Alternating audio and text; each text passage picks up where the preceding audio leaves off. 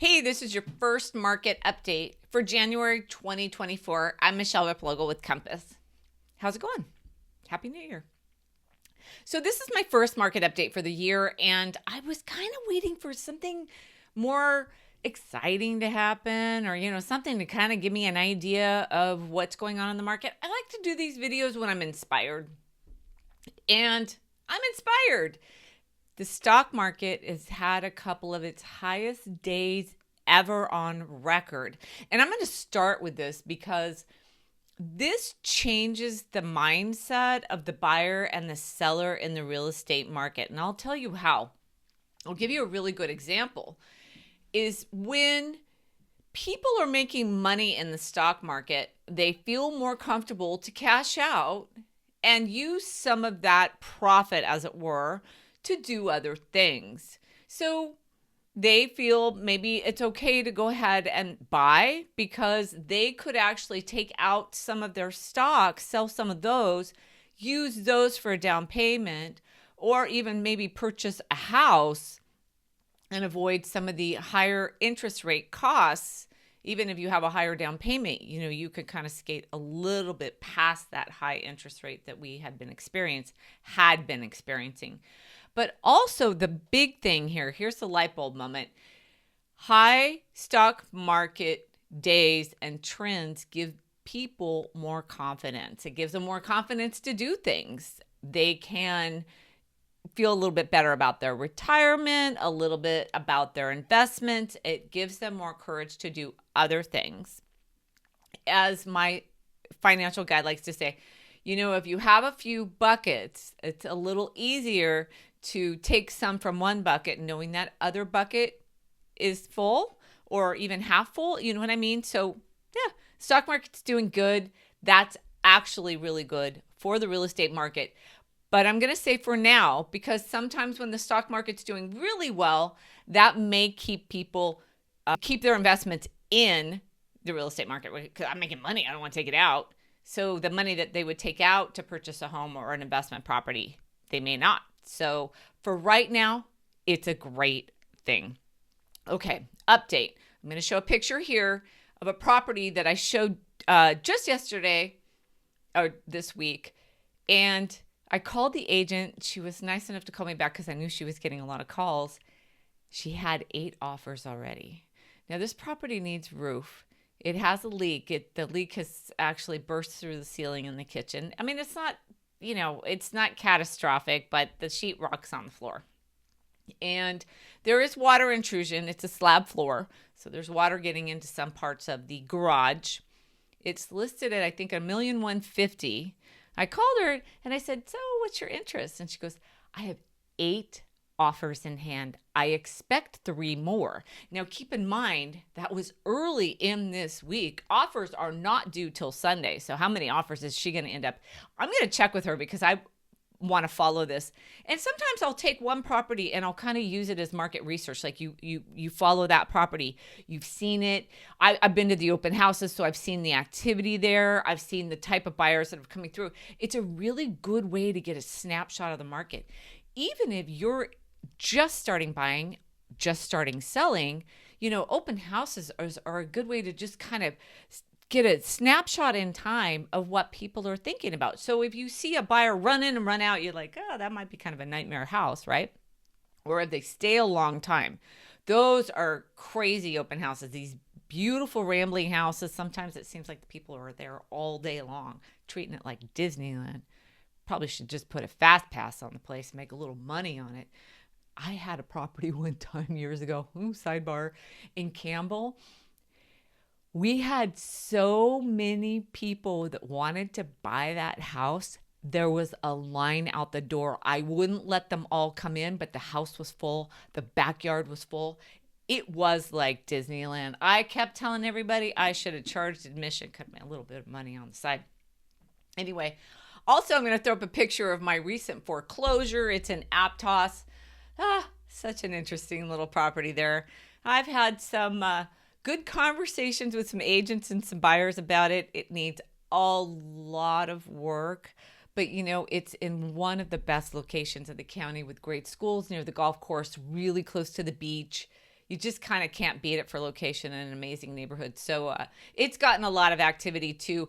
But what does that tell you? Well, it tells you the buyers are out there, and there are sellers that are selling because they have to. Now, I'm not sure about the Jeter one, but I know, but for the one on Arthur, that is a foreclosure. Its time has come. It really doesn't matter what time of the year it is. When that happens, they have to go on the market and suffer whatever is going on in the market or not going on.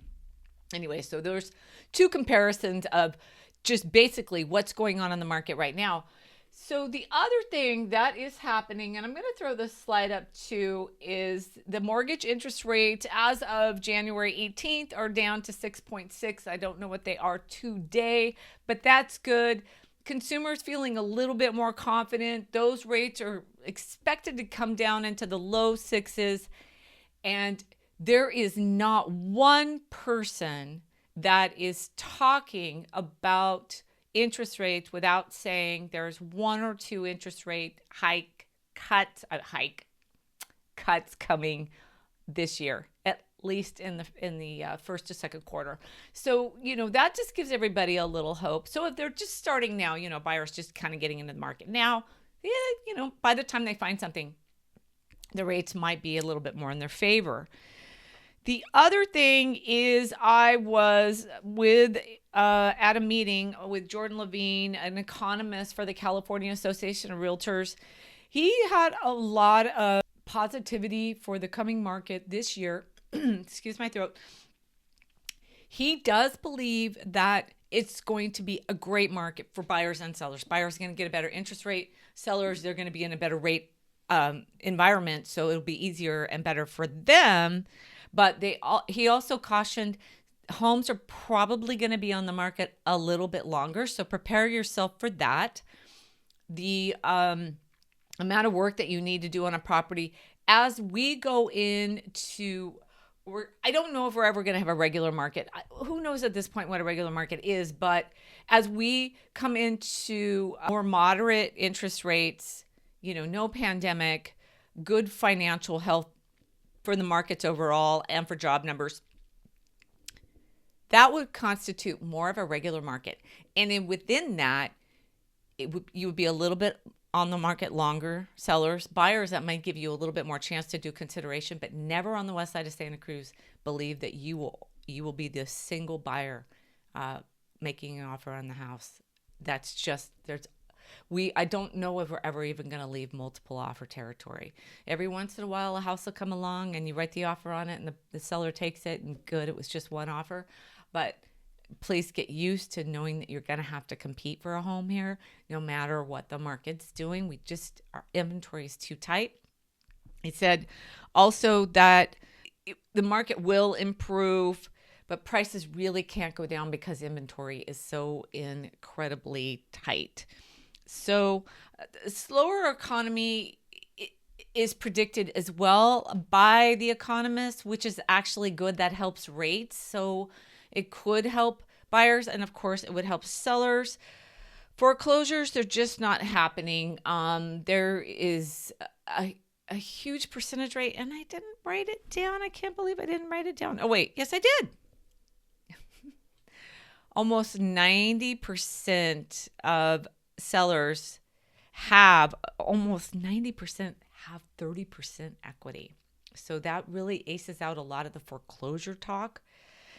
98% of home sellers, by and large, are making their payments on time. So most every home owner, not home seller, home owner is making their payments on time. So the foreclosure idea is not going to happen. Here's something I will tell you.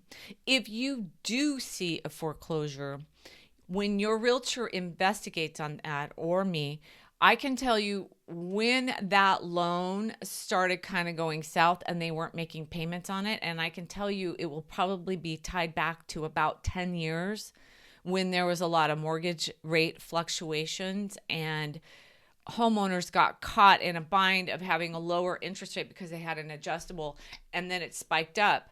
Then the economy changed and they were actually able to support that new payment as they went up. But then for some reason, maybe their job or because of the pandemic, their situation changed. So they might have already kind of been on a slippery slope, and then other conditions pushed them completely down. But it doesn't mean it's a result actually of the pandemic or even the last 3 to 5 year economic situation. So that might be a lot to throw out there, but that's just what I understand of watching markets over years. And I can kind of take them now and understand how a market as long ago as 2010 or 2017 could actually affect some homeowners today. So that's my market update. So basically, the spring looks great. We expect some interest rate cuts, and therefore we will see better mortgage interest rates. The stock market's doing well, really good right now for the real estate market. Everything is, coming up roses. The weather has been a little tough for our area. We've had a few little disasters. I posted one on Instagram, which is kind of sad for a homeowner up the street. So we have a winter to get through still, but everything's looking really good for the spring. If you have any questions at all, please call me, text me, email me, contact me. I'd love to hear from you. My information is all below, and I look forward to hearing from you. And then don't forget to follow me on my socials for information about Santa Cruz. I post a lot on Twitter or X or whatever it is, and I post on Instagram, and basically that's going to be your Santa Cruz information. That's it for now. Bye.